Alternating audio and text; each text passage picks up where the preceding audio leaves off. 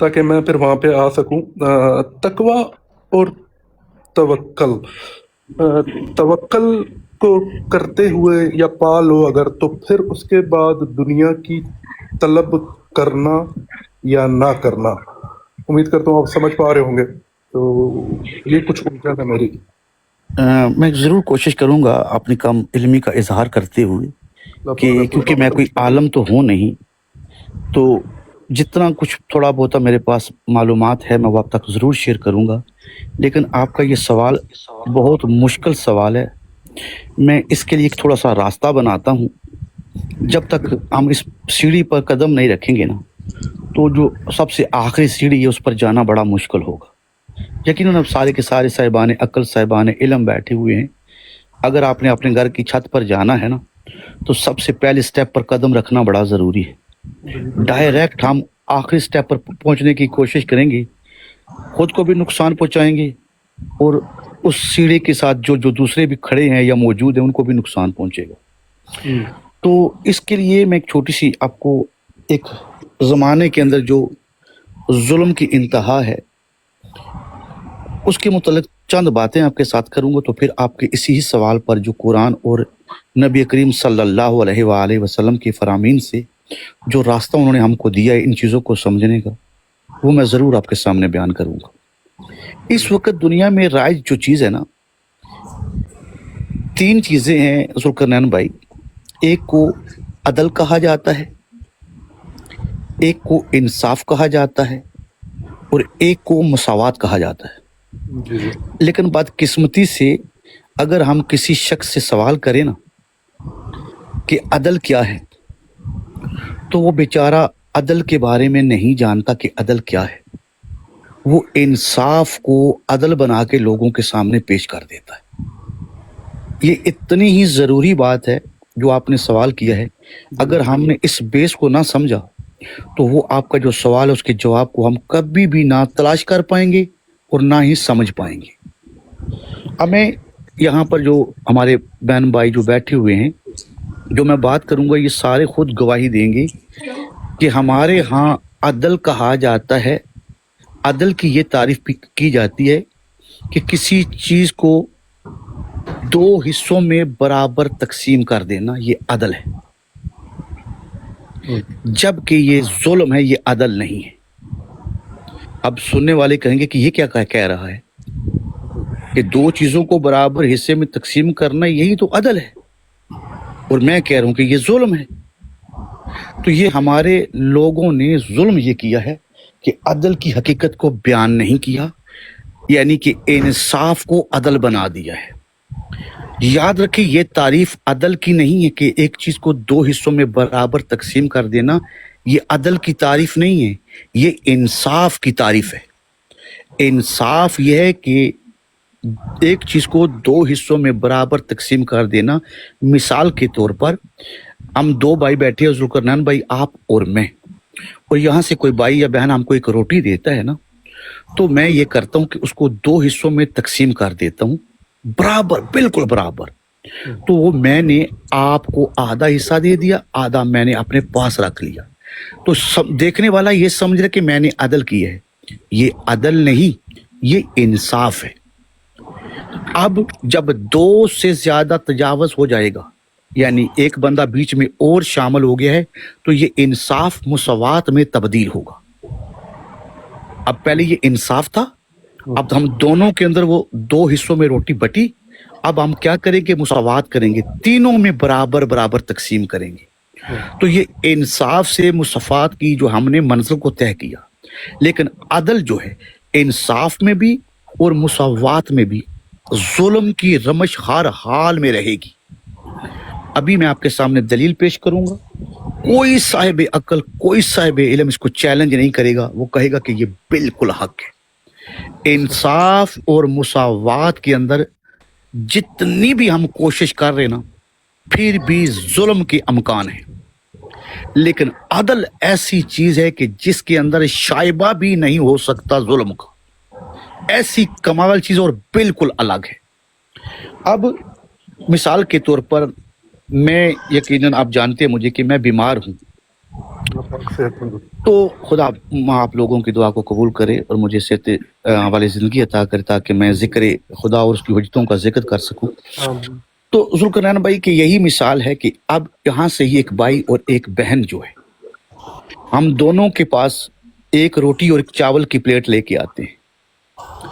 تو اب پہلے روٹی تھی، میں نے اور آپ دونوں نے مل کے اس کو مساوات میں تقسیم کر دیا، آدھی میں نے رکھ لی، آدھی آپ نے۔ اب اس بہن نے ایک روٹی کے ساتھ ایک پلیٹ چاول کی دے دی، تو اس نے کہا کہ آپس میں تقسیم کر لیں۔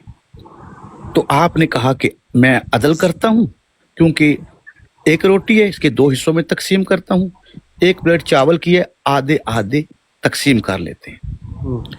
تو آپ نے آدھے چاول اپنے پاس رکھ لیے، آدھے مجھے دے دیے۔ تو اب دیکھنے والے نے سمجھا کتنا اچھا انہوں نے عدل کیا ہے، جبکہ یہ عدل نہیں۔ اب کیونکہ میں بیمار ہوں تو میری خوراک جو ہے سخت غذا نہیں ہے، نرم غذا ہے۔ جس نے مجھے سخت غذا دی ہے نا، اس نے مجھ پر ظلم کیا ہے، وہ ظاہری طور پر عدل کر رہا ہے۔ اور اس نے عدل کیا کیا ہے؟ ایک روٹی کے 2 ٹکڑے کیے، آدھی خود رکھ لی، آدھی مجھے دے دی۔ لیکن اس نے سوچا نہیں کہ یہ سخت غذا ہے، میں بیمار ہوں، یہ مجھے نقصان پہنچائے گی۔ تو عدل کیا تھا یہاں پر کہ میرا معدہ یا میری جسم میں اتنی طاقت نہیں ہے کہ سخت غذا کو ہضم کر سکے، لہٰذا حق یہ تھا کہ مجھے نرم غذا دی جائے، اور وہ تھی چاول۔ روٹی آپ کھائیں اور چاول مجھے دیں۔ اب یہاں پر جب آپ نے اس روٹی کو 2 حصے میں تقسیم کیا تھا، تو اب اس کی وجہ سے میں بیمار ہو گیا، تو یہ آپ نے جو عدل کیا تھا، یہ اس کی وجہ سے مجھے نقصان پہنچا ہے یا نہیں؟ جی، تو پتہ چلا عدل میں کبھی بھی نقصان نہیں ہوتا۔ یہ بات میں نے کیوں کی؟ میں نے اس لیے کی، انبیاء اس زمین پر جو آتے ہیں نا، وہ اللہ کی طرف سے عادل بن کے آتے ہیں۔ میں رسول خدا صلی اللہ علیہ وآلہ وسلم کی زندگی کا ایک واقعہ سناتا ہوں۔ واقعہ ایک نہیں، ہزاروں واقعات ہیں، کیونکہ یہ ہمارے موضوع سے ریلیٹڈ ہے، تو میں یہاں اس ایک واقعہ کو بیان کر کے جتنے بھی ریلیٹڈ اس کے ساتھ واقعہ سارے بند ہو جائیں گے اس کے اندر۔ بسم اللہ۔ لوگوں کو عدل کی معرفت نہیں تھی، تو رسول اللہ صلی اللہ علیہ وآلہ وسلم جب کسی جنگ سے مال غنیمت آتا، تو رسول اللہ صلی اللہ علیہ وآلہ وسلم اس مال غنیمت کو عدل کی بنیاد پر تقسیم کرتے۔ لیکن لوگوں کے پاس عدل کی معرفت نہیں تھی، لوگ آواز سمجھتے تھے کہ یہ جو مال آیا یہ برابر تقسیم ہونا چاہیے۔ اللہ اکبر۔ تو انہوں نے رسول اللہ صلی اللہ علیہ وآلہ وسلم کی تقسیم مال غنیمت کے عدل پر شک کیا اور اس کو مساوات کے پیمانے پر پرکھا کہ یہاں تو برابر بننا چاہیے، آدھا آدھا ہونا چاہیے، یہ تو مجھے تھوڑا دے رہی، اس کو زیادہ دے رہی ہیں۔ اس بنیاد پر انہوں نے رسول اللہ کے عدل پر انگلی اٹھا دی، کیونکہ آپ کا سوال تھا تقویٰ۔ تو یہ ساری وہ چیزیں ہیں جب تک ان چیزوں کا پتہ نہ ہو، یعنی عدل، انصاف اور مساوات کا، تو ہم تو تقوی کو تو چھو بھی نہیں سکتے نا۔ جی بسم اللہ بسم اللہ۔ تو یہاں یعنی کہ پہلی جو ہم سب نے جو مین چیز تھی وہ تھی معرفت عدل۔ اور عدل کا تعلق کس کے ساتھ ہوتا ہے؟ خدا کے نمائندے کے ساتھ۔ یہ ہم نے اپنے دماغوں میں محفوظ کر لینا ہے کہ عدل جو کر سکتا ہے وہ صرف خدا کر سکتا ہے، یا اس کا کوئی بنایا ہوا نمائندہ، اس کا چنا ہوا۔ اس کے علاوہ انسان میں اتنی طاقت نہیں کہ وہ عدل کر سکے۔ اس کی میں مثال دے دیتا ہوں تاکہ بات اور واضح ہو جائے کہ انبیاء علیہ السلام کے پاس اللہ کی طرف سے ایک ایسا علم اور ایک ایسی قدرت ہوتی ہے کہ وہ انسانوں کی ضروریات کے متعلق زیادہ انسانوں سے جانتے ہیں۔ یہ بس اپنے پاس یہ قانون اور یہ فارمولہ سمجھ لیں۔ عیسیٰ علیہ السلام کے متعلق قرآن سے اگر کسی کو دلیل چاہیے تو عیسیٰ علیہ السلام ان کے سامنے کہہ رہے ہیں، قرآن کہہ رہا ہے کہ جو لوگ اپنے گھروں میں جمع کرتے تھے اور کسی کو بتاتے بھی نہیں تھے، عیسیٰ علیہ السلام کو اس کا بھی علم تھا۔ کہ یہ گھروں میں کیا جمع کر کے بیٹھے ہوئے ہیں. تو اب یعنی کہ ایک نبی جو ہوتا ہے نا وہ اس کائنات میں خدا کی طرف سے ایک حکیم بھی ہوتا ہے, ایک ڈاکٹر بھی ہوتا ہے. تو اب وہ حکیم جو ہے جب وہ اللہ کی طرف سے عادل بن کے آیا ہے نا تو وہ اس بیماری کو جانتا ہے, اس کا علاج وہ اپنے عدل سے کرے گا, مساوات سے نہیں. بالکل اگر ہم نے عدل کی جگہ مساوات کو ڈال دیا تو ہم نے خدا کے اس ہادی برحق کو جو عدل کو, خدا کے عدل کو قائم کرنے کے لیے آیا ہے, اس کی ذات کا جو عدل ہے اس کا انکار کر دیں گے. تو ہم یہاں سے تقوی سے فارغ ہو گئے. سب سے پہلا تقوی کیا ہے کہ انسان نہ خدا کو دیکھ سکتا ہے نہ خدا کو سن سکتا ہے. یعنی 5 طاقتیں ہیں حواس سے خمسہ انسان کے پاس, اور چھٹی طاقت ان سب پر جو حاوی طاقت ہے وہ ہے عقل. یعنی آنکھ, کان, ناک, زبان اور ہاتھ, یہ 5 طاقتیں ہیں انسان کے پاس, اور چھٹی طاقت عقل ہے. اور وہ ذات نہ عقل میں آتی ہے اور نہ ان 5 طاقتوں میں, نہ آنکھوں سے دیکھا جا سکتا ہے نہ کانوں سے سنا جا سکتا ہے. تو اب اس ذات پر ایمان لانے کی جو سب سے پہلی سیڑھی ہے وہ اس کی طرف سے آیا ہوا نمائندہ ہے, چاہے وہ نبی کی شکل میں ہو چاہے وہ رسول کی شکل میں. جس کا ایمان اس نبی پر ہی نہیں, اس رسول پر ہی نہیں, خدا کے اس چنے ہوئے برحق ہادی کے اوپر ہی نہیں, تو اس کو تقوی کہاں سے ملے گا؟ تو تقوی کی ابتدا ہوگی اس نبی, اس ہادی برحق کی حقیقی معرفت رکھنا کہ وہ ظلم نہیں کرتا, وہ عادل ہے. اب اگر وہ مجھے 10 لوگوں کے بیچ میں کسی کو 10 روپے دے رہا ہے نا اور مجھے 2 روپے دے رہا ہے, تو میں نے کبھی بھی شک نہیں کرنا کہ یہ کیا باقی کو 10 مل رہے ہیں مجھے 2. تو ہم نے یہ یقین رکھنا ہے, یہ ہے تقوی, کہ اس نے اگر مجھے 2 دیے نا تو میرا حقدار ہی 2 کا تھا, اس ہی میں میری صلاح ہے اور اس ہی میں ہی میرا فائدہ ہے. اگر اس سے زیادہ ہوتا تو وہ عادل ہے, وہ کبھی بھی خیانت نہ کرتا, مجھے اس سے زیادہ ضرور دیتا. تو یہ تقوی کی ابتدا ہے. بسم اللہ. سبحان اللہ, واہ واہ جی واہ, واہ, کیا سبحان بات اللہ. ہے. اللہ بہت تعالیٰ آپ کو خوبصورتی صحت سے دے. بابا بھائی میں مکہ پاک میں ہوتا ہوں, انشاءاللہ تعالیٰ حرم شریف جاؤں گا, آپ کے لیے اسپیشل دعا کروں گا. اللہ تعالیٰ اور یہ صفت جو ہے ابلیس جو ہے مایوسی کے عالم میں, ابھی میں نے آپ کے آنے سے پہلے بھائیوں کو حدیث سنائی ہے کہ رسول خدا صلی اللہ علیہ وآلہ وسلم اور ان کی اہل بیت علیہ السلام کی یہ حدیث موجود ہے کہ خدا کے ہاں سب سے بڑا جو کفر اور گناہ ہے وہ مایوسی ہے, اور ابلیس ایک صفت ہے مایوسی کی, اور یہ مایوس ہو گیا تھا.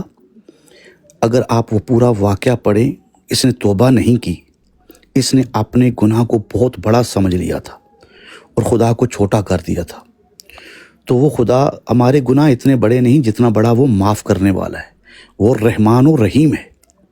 غور و فکر کریں کہ جب اگر وہ ذات رحمان ہے تو کیا کمی رہ گئی تھی کہ اس کو ساتھ میں رحیم ہونے کی بھی ضرورت پڑ گئی.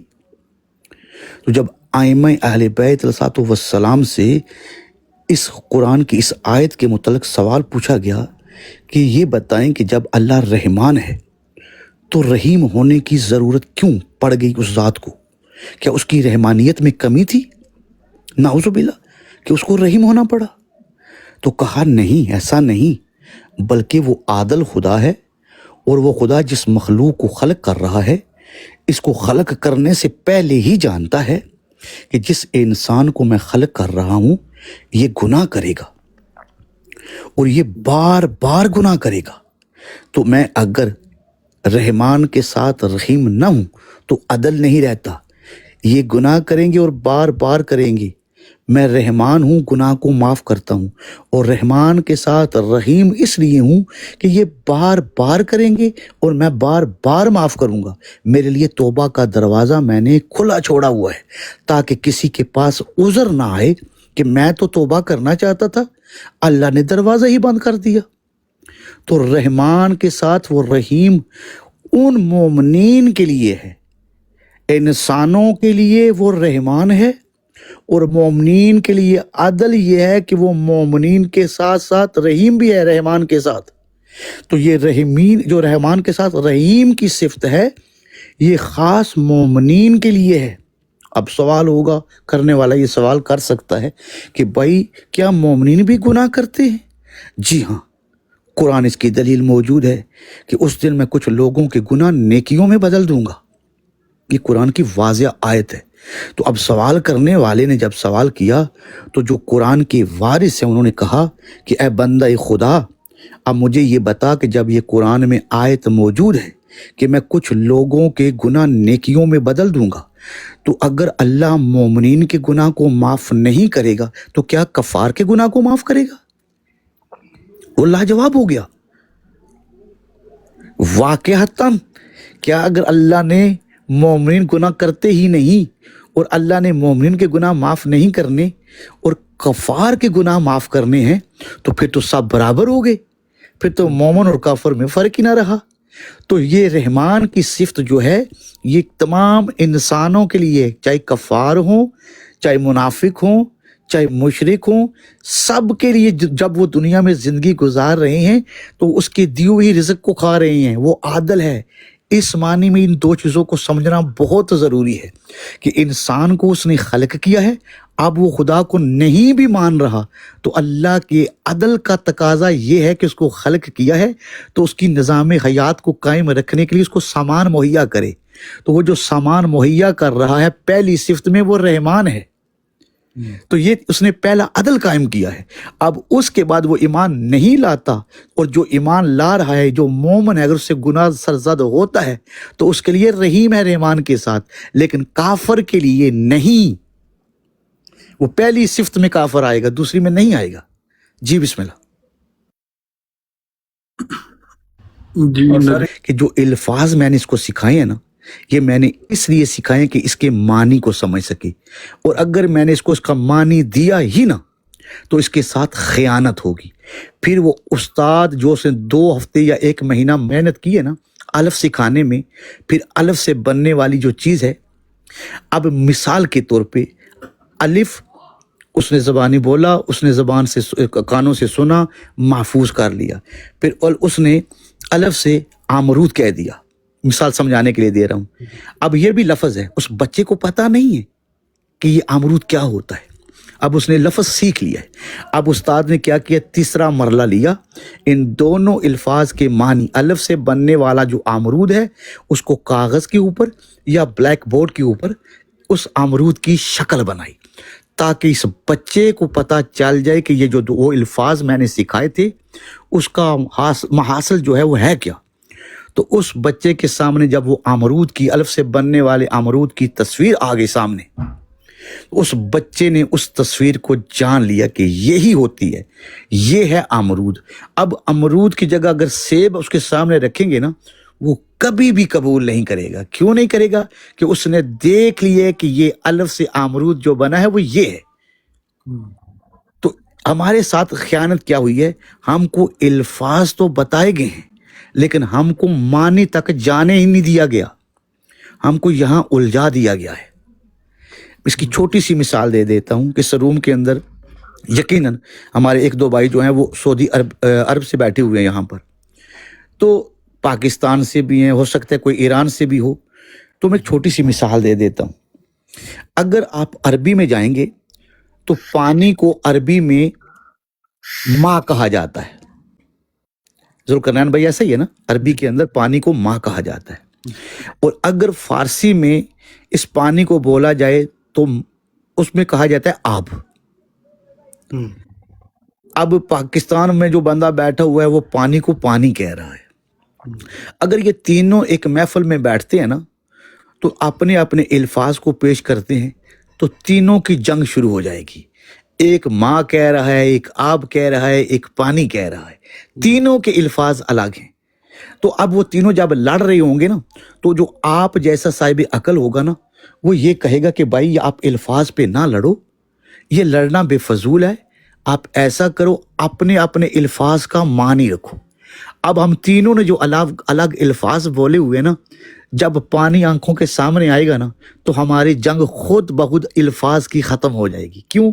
हम तीनों का मान ये कि अल्फाज हम तीनों ने अलग अलग इस्तेमाल किए हुए हैं। कोई आब कह रहा है, कोई माँ कह रहा है, कोई पानी कह रहा है। तो हमारी जंग को खत्म करने के लिए असल क्या था? मानी को सामने रखा जाए। जब तक मानी सामने नहीं आएगा जंग खत्म नहीं होगी।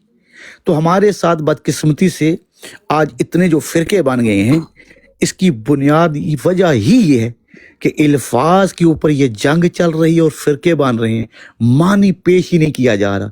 अगर खुदा गवाह है मानी आ गया तो सारे फिरके खत्म हो जाएंगे। बहुत जी जज़ाकल्लाह। नजफ भाई आपने कोई बात करनी है, मैं उसको अभी फाइनल आपको उसके जवाब की तरफ आता हूं। जो जानते हुए किसी चीज का इनकार करेगा तो वो रजीम हो के इबलीस की तरह बारगाह खुदा से निकल जाएगा, जानते हुए। लेकिन दूसरा पहलू, जो नहीं जानता आप उस पर ये हुक्म नहीं लगा सकते। उसके लिए आप पर लाजम है कि उस तक उस इल्म को पहुंचाएं ताकि वो गौर व फिक्र करे, और उसके पहुंचने के बाद अगर वो इनकार करता है तो फिर पहले मानी में वो दाखिल हो जाएगा। वेलकम मिस्टर भाई, अस्सलाम वालेकुम या अली मदद, बिस्मिल्लाह।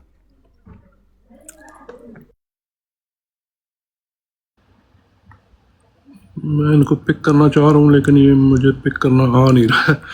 मिसम भाई को वो शो भी नहीं हो रही है।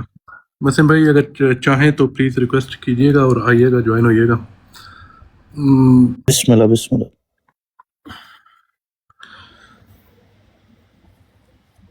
बहुत आला तरीका है आपका, बहुत आला अंदाज है आपका। बड़ा ही कोई फजल है आपके ऊपर, और जो सोर्स है उसको बड़े अच्छे से समझने वाला हूँ मैं। ये भी मुझ पर फजल है खुदा का और उनका कि जो इस कायनात को चलाए हुए हैं।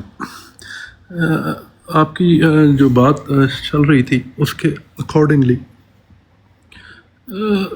ये सब कुछ तो नामुमकिन सा ही बन जाता है एट द एंड। और जो फजल है या हिदायत है मांगने पे मतलूब है, नामुमकिन नहीं है। हम लोगों ने जानबूझ के नामुमकिन बनाया हुआ है। मैं उसकी छोटी सी मिसाल दे देता हूँ। अगर इंसान खुदा की कसम खुदा के इस बनाए हुए कानून को फॉलो कर लेंगे ना तो जिंदगी में मार नहीं खाएंगे, वो यकीनन हक तक पहुंचेंगे। मिसाल के तौर पर मुझे ये बताएं कि अभी तकरीबन अक्सरियत हम में से जो है फ़ोन यूज़ कर रहे हैं टिकटॉक के ऊपर ना, हम जो बात कर रहे हैं।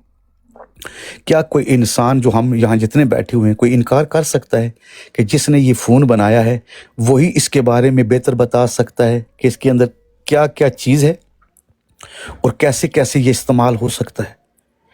जिसने नहीं बनाया क्या वो बता सकता है, या वो बता सकता है जिसने ये बनाया है? वही बता सकता है जिसने बनाया, ऑफ कोर्स। जज़ाकल्लाह। तो हम कहते हैं खुदा के लिए जब पूरी कायनात में ये कानून लागू है कि जो जिस चीज़ का वारिस है वही उसके बारे में हकीकत बता सकता है, दूसरा नहीं बता सकता, तो खुदा के लिए क्या यही कानून खुदा के दीन के लिए इस्तेमाल नहीं हो सकता? जो कुरान को लेके आया है, जो कुरान का वारिस है, खुदा के लिए उस ही के पास जाओ, उस ही से जानने की कोशिश करो कि हकीकत में कुरान क्या कह रहा है। जिस तरह मोबाइल को बनाने वाला खुद बता सकता है, दूसरा नहीं बता सकता, इस ही तरह कुरान का वारिस कुरान को लाने वाला ही बता सकता है। अगर हमने अपनी मर्जी की तो कभी भी हक तक नहीं पहुंचेंगे, और हम क्या करेंगे? इख्तलाफ की वजह से कई फिरके बना देंगे। जो ऐनी हम गवाह हैं, ये फिरके बने ही इस वजह से हैं क्योंकि कुरान को लाने वाले से हमने मानी नहीं लिया, हमने अपने अपने मानी दिए। जब तक हम अपनी इस गलती का इकरार नहीं करेंगे और उस वारिस जिसका ये जो कुरान लाने वाला है उससे मानी नहीं लेंगे तो कभी भी एक जगह पर जमा नहीं हो सकते, क़यामत तक नहीं हो सकते। ये कानून है, इस कानून को फॉलो करना पड़ेगा। जी बिस्मिल्लाह, माजरत। बहुत शुक्रिया। अगर यहाँ पे कोई और भी सवाल करना चाहे, नहीं तो मैं तो एक आखिरी सवाल पाविल मान सर, माजरत میں ہی بسم سوال اللہ پہ سوال کری جا رہا ارے ہوں. میں بھی ہوں اچھا آپ میں قرآن مجید میں ایک جگہ پہ آیا تھا نا کہ اللہ کا ذکر کثیر کیا کرو. تو یہ کثیر ذکر کیا ہے؟ کون سا ایسا ذکر ہے جس کو ذکر کثیر کہا جائے قرآن کی روح سے؟